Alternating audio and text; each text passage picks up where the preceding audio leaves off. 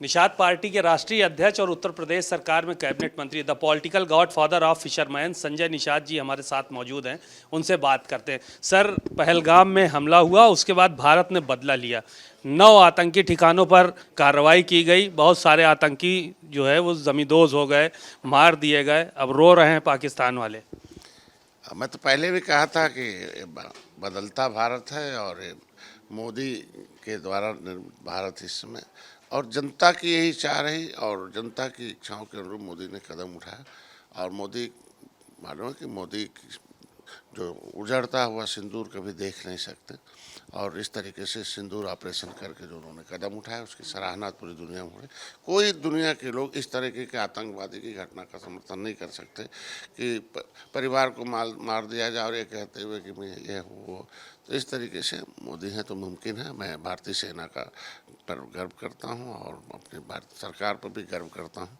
और जब छेड़ेंगे तो छोड़ेंगे नहीं। आप देखेंगे ये देश बुद्ध जहाँ बुद्ध हैं, लेकिन यहाँ युद्ध नहीं टाला जाता है युद्ध। लेकिन अब जो अशुद्ध लोग होंगे तो अशुद्ध को शुद्ध करने के लिए भी मोदी काफ़ी हैं।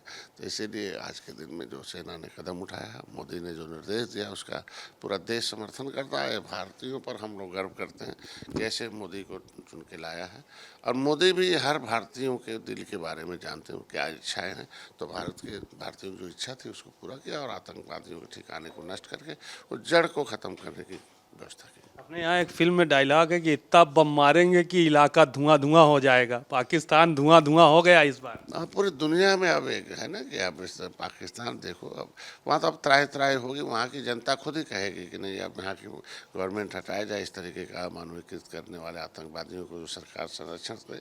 ऐसी सरकार ही नहीं तो वो आतंकी तो उखड़ेंगे। वहाँ की उस गलत सोच रखने वाली सरकार भी खत्म हो जाएगी। एक सवाल ये था कि पाकिस्तान के ऊपर अटैक हुआ, आतंकी ठिकानों पे अटैक किया गया, लेकिन पाकिस्तान की तरफ से जो जवाबी कार्रवाई की जा रही है वो हमारे नागरिकों पे की जा रही है।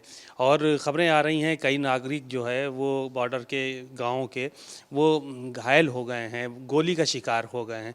ये बौखलाहट में इस तरह की कार्रवाई जो की जा रही है, इसको कैसे देख रहे हैं आप? हालांकि सेना हमारा मुंहतोड़ जवाब दे रही है, उधर भी मारे जा रहे हैं।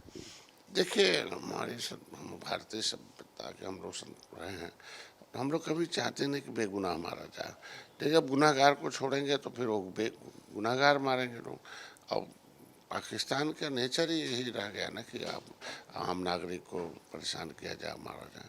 अब ये ठीक नहीं है। हमको लगता है कि अभी जो जहाँ भी और आतंकी होंगे उस तरीके के ख़त्म उठाएंगे। और ये पाकिस्तान द्वारा किया गया जो जवाबी कार्रवाई है वो एक तरीके से उल्लंघन है युद्ध का। ऐसा नहीं होना चाहिए। एक आखिरी सवाल ये था कि राफ़ेल से अटैक किया गया।